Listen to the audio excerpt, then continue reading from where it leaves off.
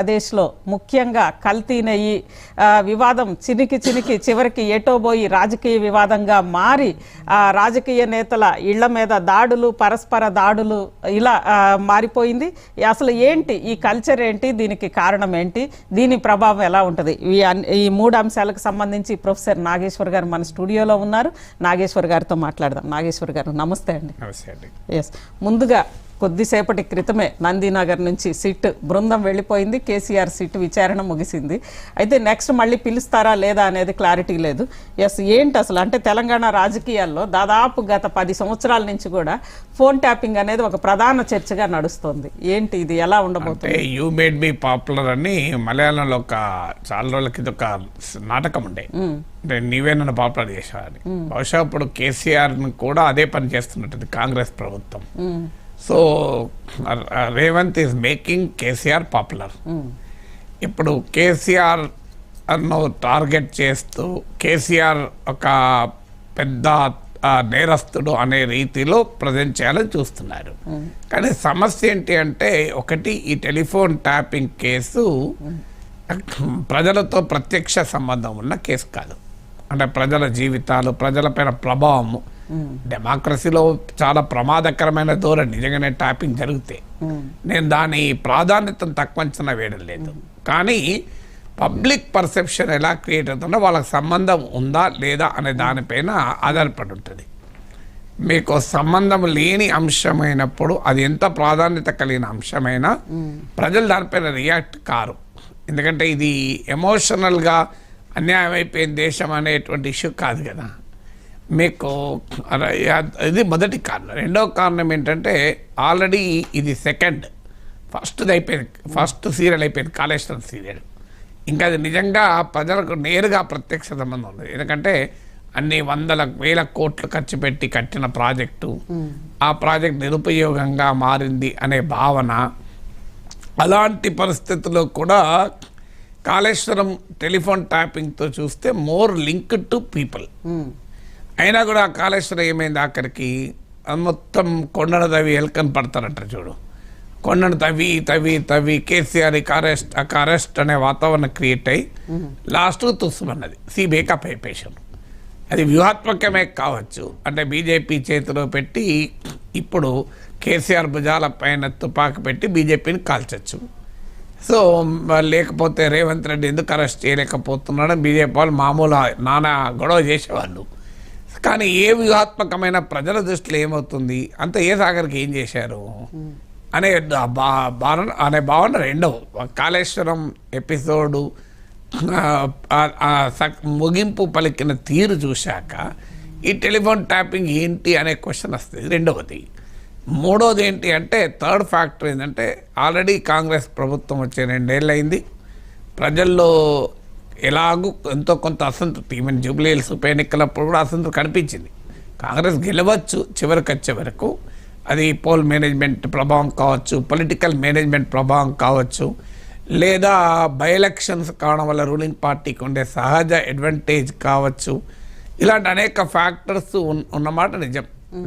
లేదు, ప్రజల్లో ఉండే ఆ అసంతృప్తి అన్మేనేజబుల్ లెవెల్కు పోకపోవచ్చు. కాంగ్రెస్ పార్టీ చాలా జాగ్రత్తగా ఎలక్షనీరింగ్ చేయడం, ఇవన్నీ ఫ్యాక్టర్సే కావచ్చు, కాదని అంటలేదు. కానీ డెఫినెట్గా సిమ్టమ్స్ ఆఫ్ డిస్కంటెంట్ అనేది జూబ్లీ హిల్స్ బై ఎలక్షన్లో కనిపించింది. అందుకే మీరు చివరి 1 వీక్ వరకు కూడా సర్వేల్లో బీఆర్ఎస్దే పై చేయని వచ్చింది. తర్వాత మీకు లోకల్ బాడీస్ ఎలక్షన్స్లో కూడా కాంగ్రెస్ క్లెయిమ్ చేసుకుంది సర్పంచ్ ఎన్నికల్లో 60% గెలిచామని. అంటే 40% మీకు ప్రతిపక్షమే గెలిచింది, మామూలు విషయం కాదు కదా. సో అందువల్ల థర్డ్ ఫ్యాక్టర్ ఏంటంటే, కేసీఆర్ పైన ఉండే వ్యతిరేకత 2 ఏళ్ళు అయిపోయాక ఎంతో కొంత పలచబడుతుంది. అంటే మీకు ఫ్రెష్గా వ్యతిరేకత ఉండదు. ఓడిపోయిన తర్వాత ఇంకేముంటుంది వ్యతిరేకత, అయిపోయింది కదా, ఓడించారు కదా ప్రజలు. ఒకసారి పనిష్ చేశాక రెండోసారి ఆ కోపం ఉండదు ఇక. సో మరోవైపు కాంగ్రెస్ అధికారంలో ఉండడం వల్ల ఎంతో కొంత అసంతృప్తి సెటిల్ అవుతుంది. ఆ టైంలో ఈ వ్యవహారం నడుస్తుంది. మూడోది. థర్డ్ ఎందుకంటే ఎప్పుడైనా పొలిటికల్ కాంటెక్స్ట్ ఇలాంటి వాటికి ముఖ్యం, లీగల్ కాంటెక్స్ట్ ముఖ్యం కాదు. మీకు ఇప్పుడు చంద్రబాబు నాయుడును జగన్ అరెస్ట్ చేసిన సమయం తీసుకుంటే అప్పటికే జగన్ పట్ల తీవ్ర వ్యతిరేకత ఉన్న సమయంలో అరెస్ట్ చేశారు. దాంతో చంద్రబాబు నాయుడుకి అది పెద్ద అడ్వాంటేజ్గా మారింది, జగన్కు నష్టమైంది. అదే సమయంలో అరవింద్ కేజ్రీవాల్ అరెస్ట్ ఏమో కేజ్రీవాల్ పట్ల వ్యతిరేకత ఉన్న సమయంలో అరెస్ట్ అయ్యాడు. అందుకే అది సింపతిగా రాలే. అందువల్ల ఫంక్షన్ ఆఫ్ పొలిటికల్ కాంటెక్స్ట్ మూడవది. నాలుగవది ఏంటంటే టూ మచ్ ఎక్స్పెక్టేషన్స్ క్రియేట్ చేస్తే దాని పర్ఫార్మెన్స్ను క్వశ్చన్ చేస్తారు.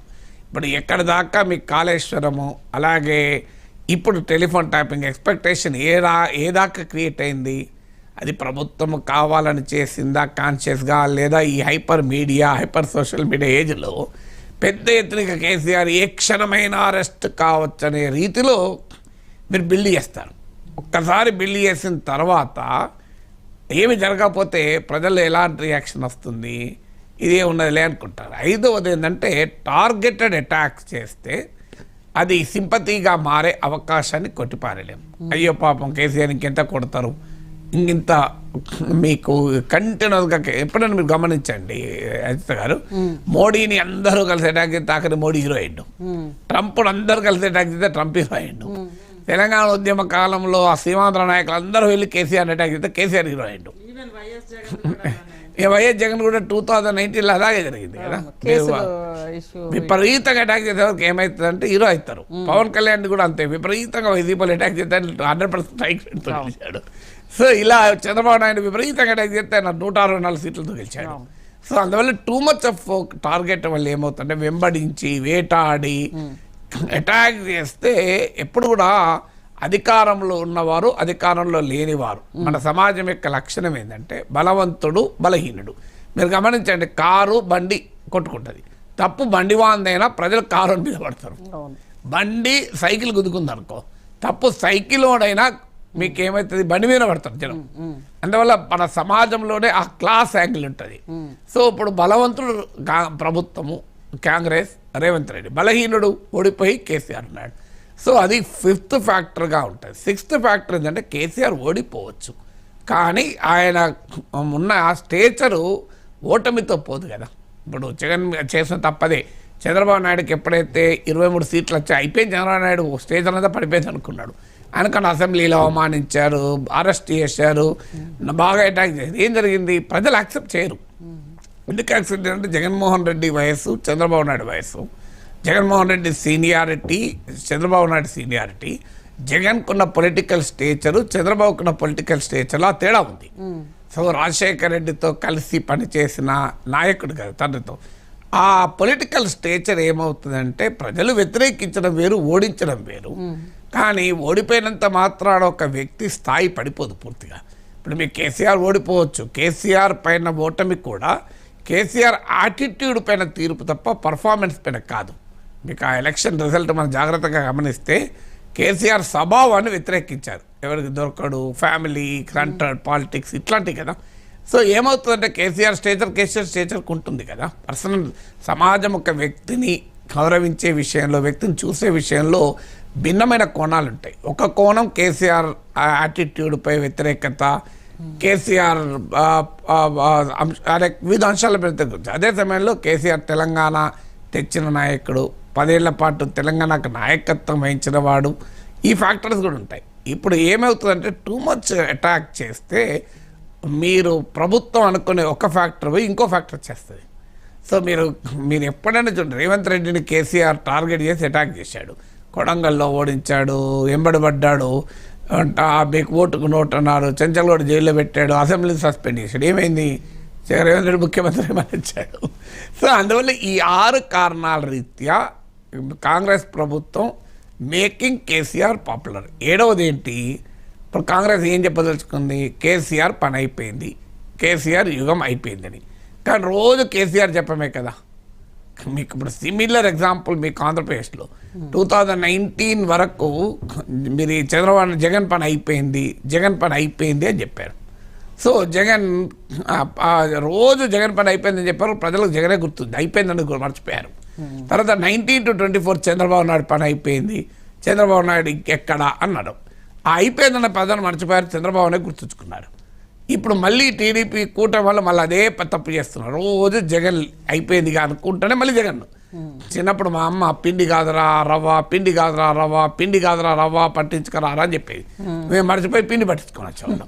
అదేంద్ర ఇన్నిసార్లు చెప్పినా కదా నీకు పిండి కాదు రవ్వ అంటే అదే ప్రాబ్లం అమ్మా, రవ్వ అని చెప్తే అయిపోయేది. పిండి కాదురా రవ్వ, పిండి కాదు రవ్వ నాకు పిండే గుర్తున్నది. సో అట్లా మీకు ఏమైతే కేసీఆర్ అయిపోయింది, కేసీఆర్ అయిపోయింది, కేసీఆర్ అయిపోయింది అని పసాలు అంటే కేసీఆర్ గుర్తుంటుంది, అయిపోయింది గుర్తున్నది.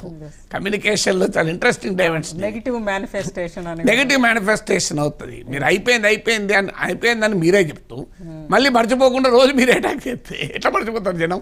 ఇప్పుడు అయిపోయినప్పుడు జస్ట్ ఇగ్నోర్ దెమ్. ఇప్పుడు కేంద్రంలో కూడా అదే చూడండి, రాహుల్ గాంధీ అయిపోయింది అంటే ఏమైంది అనేది డబుల్ సీట్లు వచ్చినాయి 2024లో. అవునా కాదు? మీకు చూడండి, Rahul Gandhi percentage of image popularity కూడా పెరిగింది. లక్కీలీ ఏంటంటే మోడీ పాపులారిటీ చాలా ఎక్కువ ఉండే వరకు రాహుల్ గాంధీ ఏం చేయలేకపోతున్నారు, అది వేరే విషయం. కానీ మీకు గమనించండి, గ్రాఫ్ గీయండి, రాహుల్ గాంధీ ఇమేజ్ గ్యారెంటీగా పెరిగింది 2014 ఎందుకు పెరిగింది? కారణం ఇదే. రోజు రాహుల్ గాంధీ అయిపోయిందంటే మళ్ళీ రాహుల్ గాంధీ మర్చిపోరు. ప్రతిరోజు రాహుల్ గాంధీ చెప్పాము. ఇక్కడ కూడా అంతే. ఈ 7 కారణాల వల్ల ఐ థింక్ నేను ముందు స్టేట్మెంట్ ఇచ్చాను చూడు, యూ మేడ్ మీ పాపులర్ అనేది రేవంత్ మేక్స్ కేసీఆర్ పాపులర్ అనేలా కనిపిస్తోంది. రైట్. అంటే ఇప్పుడు ఒకవేళ సిట్కి సంబంధించి పూర్తయింది, మొత్తం చూసాం. ఫస్ట్ ఆఫీసర్స్ వాళ్ళతోటి ఇంట్రాగేషన్ అయిపోయింది, ఆ తర్వాత పొలిటికల్ లీడర్స్, చివరికి కేసీఆర్.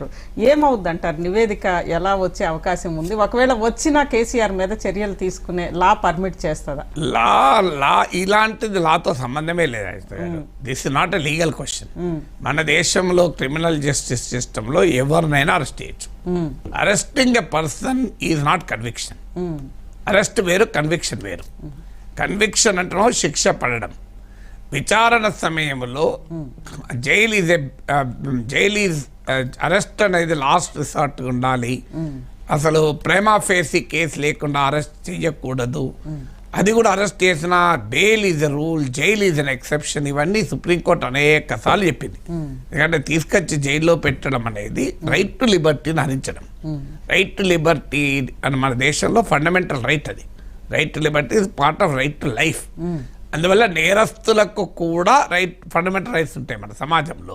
నేరస్తులకు చట్టరీత్యా నియంత్రించబడిన ఫండమెంటల్ రైట్స్ నియంత్రించబడతాయి. ఇప్పుడు అరెస్ట్ అయిన వ్యక్తి స్వేచ్ఛగా తిరగలేడు, అంతే తప్ప అరెస్ట్ అయ్యాడు కదా నువ్వు అతను హింసించలేవు కదా. అలాగే ఇక్కడ కూడా ఏమవుతుంది అంటే మీకు సుప్రీంకోర్టు అనేక తీర్పులు చెప్పింది, లిబర్టీని హరించేటప్పుడు 1కి 100 సార్లు ఆలోచించాలి అని. So you are taking away person's liberty. నీకు విచారణ చేయి కావాలంటే ఎంతసేపు అయినా విచారణ చేసుకో. ఏమి కేసీఆర్ ఏం పారిపోడు కదా, దేశం విడిచిపోడు కదా కేసీఆర్, చట్టానికి దొరకకుండా పోడు కదా, సాక్ష్యాధారాలను తారుమారు చేసే అవకాశమే లేదు కదా. ఇప్పుడు బెయిల్కి కూడా సుప్రీంకోర్టు చెప్పిన ప్రిన్సిపల్స్ ఏంటి? 1, చట్టానికి దొరకకుండా పారిపోకుండా ఉండాలి. కేసీఆర్ ఎట్లా పారిపోడు. 2, సాక్షుల్ని బెదిరించడమో ఇన్ఫ్లుయెన్స్ చేయడమో అది సాధ్యమే కాదు, అధికారం లేడు. 3, సాక్ష్యాధారాలని తారుమారు చేయలేడు, ఎందుకంటే ఆల్రెడీ సాక్ష్యాధారాలు సిద్ధ దగ్గర ఉన్నాయి. 4, అదే తప్పు మళ్ళీ చేయలేడు. ఆయన ముఖ్యమంత్రి కాలేడు కనుక బట్ టెలిఫోన్ ట్యాపింగ్ చేయలేడు. ఈ 4 కారణాల రీతి ఈజ్ ఎలిజిబుల్ ఫర్ బెయిల్. ఈ 4 సుప్రీంకోర్టు అనేక సార్లు చెప్పింది, ఈ 4. సో అందువల్ల జైలు అరెస్ట్ చేయాలా వద్దా అన్న దానికి కూడా ఈ 4 కారణాలు చూపితే విచారణ పూర్తి కాకుండా దోషిగా తేలకుండా నిందితుడిగా ఉన్న సమయంలో అరెస్ట్ చేయకూడదు. చేసినా బెయిల్ అయితే గ్యారంటీ. కానీ మన సమాజంలో క్రిమినల్ జస్టిస్ సిస్టమ్ మన దేశంలో ఎవరినైనా అరెస్ట్ చేయొచ్చు. నన్ను అరెస్ట్ చేయొచ్చు, మిమ్మల్ని కూడా అరెస్ట్ చేయొచ్చు. మీరు అలా అనడము పబ్లిక్ ఆర్డర్కు ప్రమాదంగా మారింది అని చెప్పి అరెస్ట్ చేయొచ్చు. ప్రివెంటివ్ డిటెన్షన్ నాగేశ్వర్ అనేవాడి విశ్లేషణ వల్ల సమాజం అల్లకల్లోలమయ్యే పరిస్థితి ఏర్పడుతుంది కనుక ఆయన ముందస్తుగా లోపలేస్తున్నాం. ఇవ్వచ్చు, తర్వాత సుప్రీంకోర్టు అక్షంతలు వేస్తుంది, హైకోర్టు అక్షంతలు, తర్వాత సంగతి. ప్రాసెస్ ఇస్ ద పనిష్మెంట్ అంటారు. అందువల్ల ప్రభుత్వాలు కావాలనుకుంటే ఆ ప్రాసెస్ ఆఫ్ పనిష్మెంట్ కేసీఆర్కి ఇవ్వచ్చు. లేదు వ్యక్తిగత కక్షలు ఉంటాయి కదా. మీకు అమిత్ షాను చిదంబరం జైలు ఎత్తే చిదంబరం అమిత్ షా జైలు వేశాడు. మీకు జగన్ జైల్లో పోవటానికి అప్పుడు కాంగ్రెస్ ప్రభుత్వంతో చంద్రబాబు చేతులు కలిపాడన్నది జగన్ భావన. అందువల్ల జగన్ ఏం చేశాడు, చంద్రబాబు నాయుడు జైలుకు పంపాడు. ఇప్పుడు మళ్ళీ చంద్రబాబు నాయుడు జైలుకు పంపుతారా లేడా, ఇంకెందుకు పంపడం అని చెప్పి తెలుగు తమ్ముళ్ళు ఎదురు చూస్తున్నారు, క్వశ్చన్ చేస్తున్నారు కూడా. సో ఇలా వ్యక్తిగతమైన వాళ్ళు మనుషులే కదా. ఇప్పుడు రేవంత్ రెడ్డిని అసెంబ్లీలో పంపించిన తీరు, కొడంగల్లో ఓడించిన తీరు, చెంచల్గూడకు పంపిన తీరు, ఇవన్నీ చూసిన తర్వాత అవకాశం రాక మళ్ళీ వస్తుంది. Opportunities really come, when they come you should grab them with both the hands అంటారు. సో మళ్ళీ రేవంత్ రెడ్డి జీవితంలో కేసీఆర్ అరెస్ట్ చేసే అవకాశం వస్తుందో రాదు. సో అందువల్ల ఆ అవకాశాన్ని ఏమైనా సద్వినియోగం కానీ బట్ ఇస్ ఏ లీగల్. అందువల్ల మన దేశంలో arrest is not a legal question, it's a political question. రెండు రకాలుగా రేవంత్ రెడ్డి పొలిటికల్ క్వశ్చన్. ఒకటి, Revanth Reddy is not an independent leader. ఇప్పుడు జగన్ అంటే చంద్రబాబు అరెస్ట్ చేయాలనుకున్నట్టు చేశాడు. ఎవరు అబ్జెక్షన్ చెప్తారు చంద్రబాబు జగన్కు? ఆయనే నిర్ణయం కదా, ఆయన ఎవడు ఆపటోడు లేడు కదా. సో ఇక్కడ అది కాదు కదా, ఇక్కడ అధిష్టానం కూడా ఉంటుంది. కాంగ్రెస్ హైకమాండ్ ఒప్పుకోవాలి అరెస్ట్ చేయాలంటే. సో మీకు జగన్ చంద్రబాబును అరెస్ట్ చేయాలంటేనే మోడీ అమిత్ షాలు ఒప్పుకోవాలి అని చర్చలు జరిగినాయి.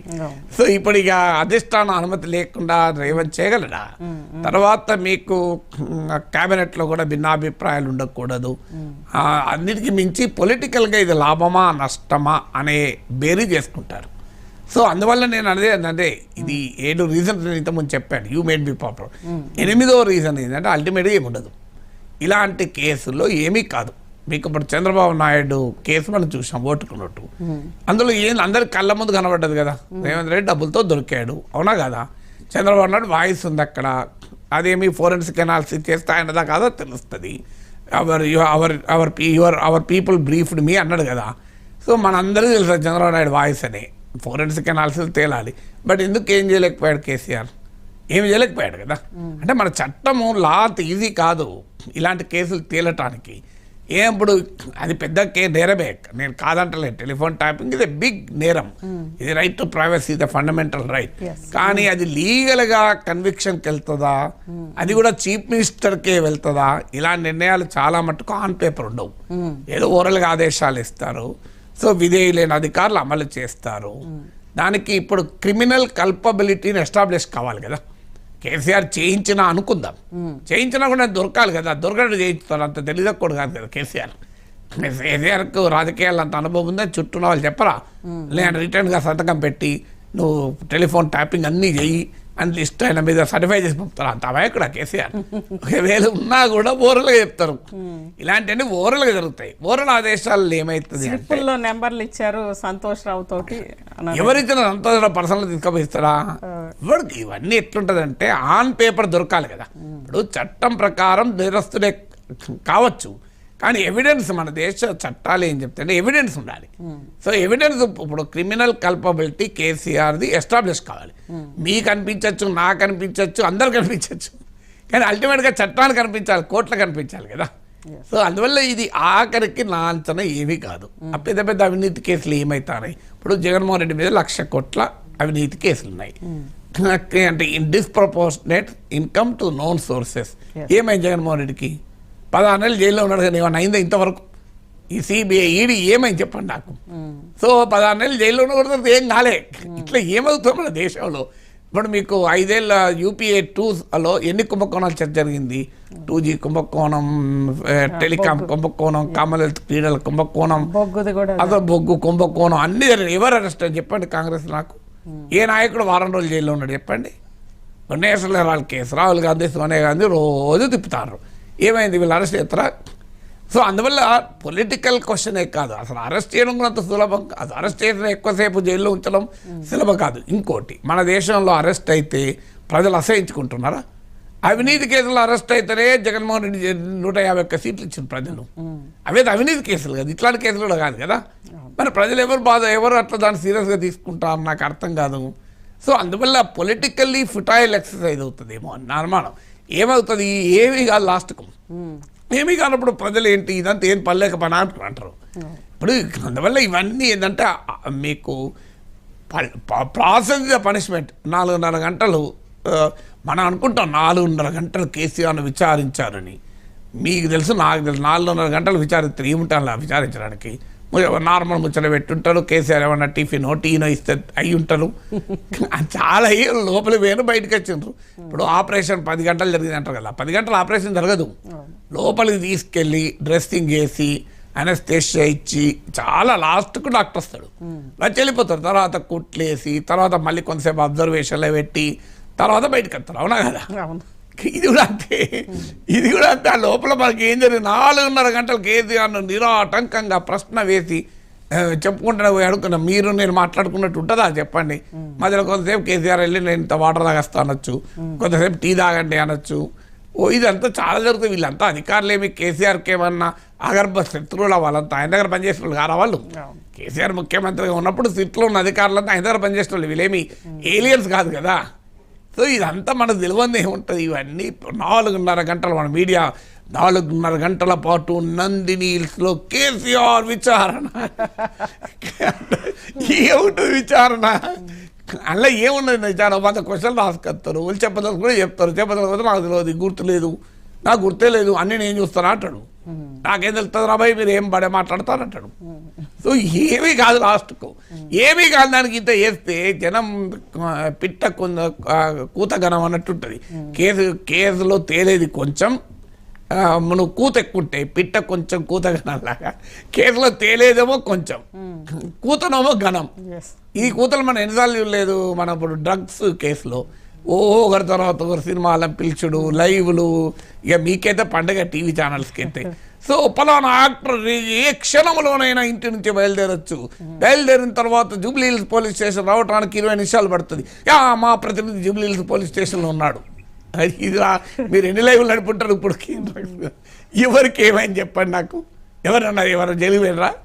ఇవన్నీ నడుస్తూనే ఉంటాయి. అందువల్ల ఈ షో ప్రజలపైన ఏ రకమైన పర్సెప్షన్ పడుతుంది అనేది ఫ్యాక్టర్ కదా. ఎస్, ఇక రెండో అంశానికి వస్తే నాగేశ్వర్ గారు, ముఖ్యంగా ఆంధ్రప్రదేశ్లో ప్రధానంగా ఒక రాజకీయ పార్టీల మధ్య గతంలో ఏం జరిగిందో మళ్ళీ కూడా సీన్ రిపీట్ అవుతుందా అనిపిస్తుంది. అంబటి రాంబాబు ఇష్యూ, ఆయన మళ్ళీ మాట్లాడడం, చంద్రబాబుని బండబూతులు అందామా, ఏం మాట్లాడాడో ఆ పదం చూసాము. అదేవిధంగా జోగి రమేష్ వాళ్ళ ఇళ్ల మీదకి వెళ్ళడము, తర్వాత అంబటి అరెస్టు, ఈవెన్ అరెస్ట్ చేసి తీసుకెళ్తున్నప్పుడు కూడా కోడిగుడ్లు టమోటాలతోటి మహిళలు కొట్టడము, తర్వాత ఇప్పుడు జోగి రమేష్ ఇంటికి, మొత్తం కూడా అక్కడ జరుగుతున్న పరిస్థితిని ఎలా చూడాలంటారు? ఏముంది, వైసీపీ టీడీపీల మధ్య ఆ ఆంధ్రప్రదేశ్ సమాజం చీలిపోయింది. వీళ్ళు వాళ్ళను భరించలేరు, వాళ్ళు వీళ్ళను భరించలేరు. సో డెఫినెట్గా అంబటి రాంబాబు అయినా జోగి రమేష్ అయినా చేసిన వ్యాఖ్యలు